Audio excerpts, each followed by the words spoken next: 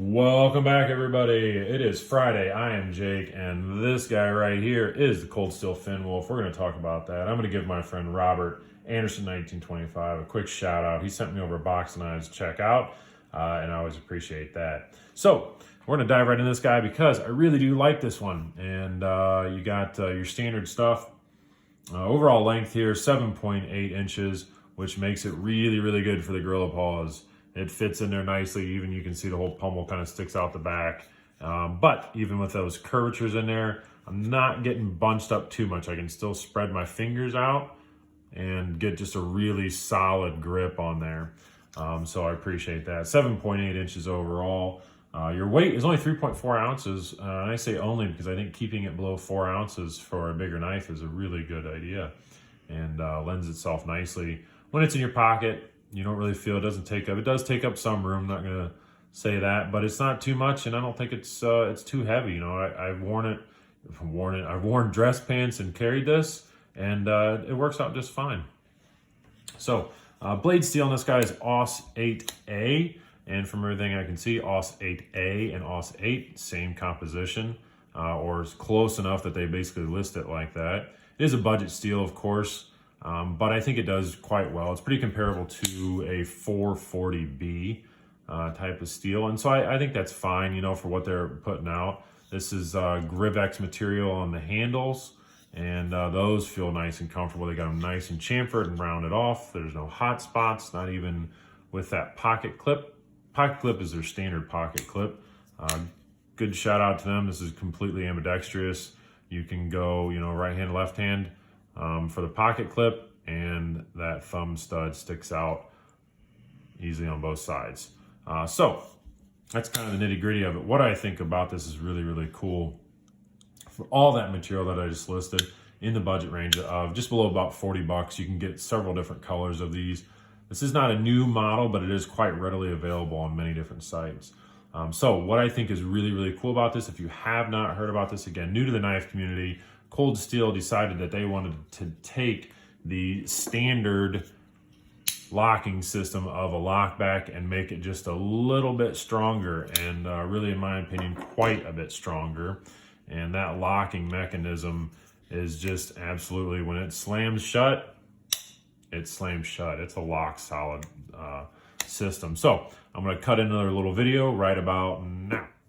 All right, so just a quick video, a little cut in here to show you the differences in a standard lockback versus what Cold Steel did to upgrade their TriAd Lock. So, you know, as you can kind of see, this is a terrific design by itself, the Native 5. This is just a standard lockback system where the back of the blade meets up directly with the lock bar itself. So really, all of your force, since it's just pushing back here, it relies on one large pin, their pivot pin in this. Of course, it can travel back, and then the spring itself and the handle will take some of that inertia as well. But the basic design is that, you know, this is going to take over all your brunt, which has worked for many years and many people do it. But the TriAd Lock system, as you can see already, a bit more in depth. Your thumb stud here, but here's the big kind of the strong point of this design is that they put a stop pin between the blade and the lock bar itself. So that then allows the force that's coming back to hit this stop pin, which is nested inside of your scales or liners or whatever they're going to put in there. And that sort of displaces it between the handle itself. The rest of that inertia gets displaced back.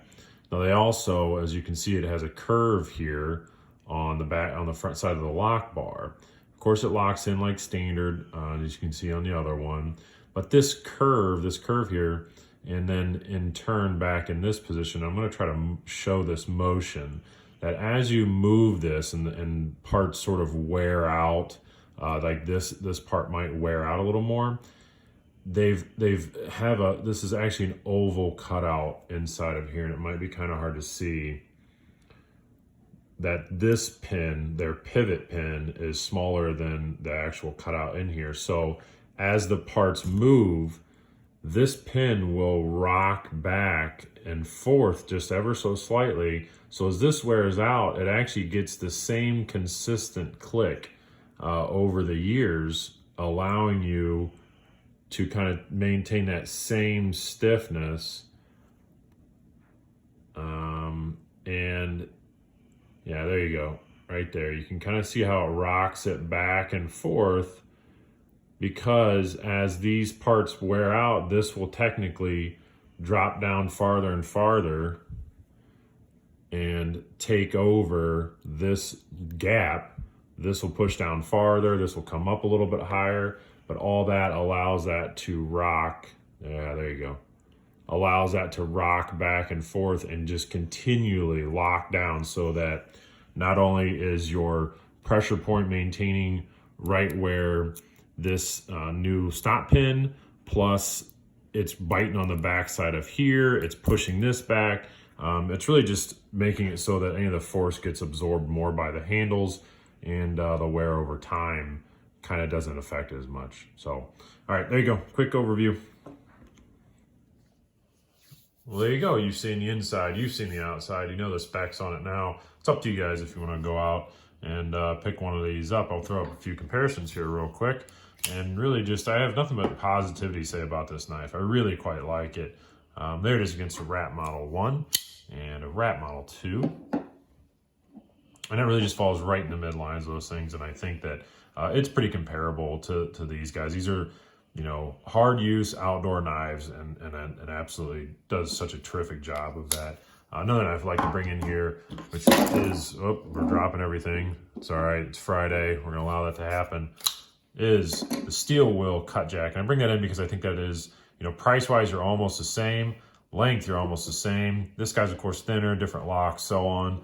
But these two are pretty comparable in the fact that I think that you should at least test them out, try them out, see if you like them. Whatever it looks like from there. So, all right, guys, that's gonna be the end of it. It is a beautiful Friday out. It's gonna be really, really terrific here. A nice fall weekend in Ohio. Hopefully it'll be nice where you're at as well. So go enjoy some weather, and that's about it. Have a good day, everybody.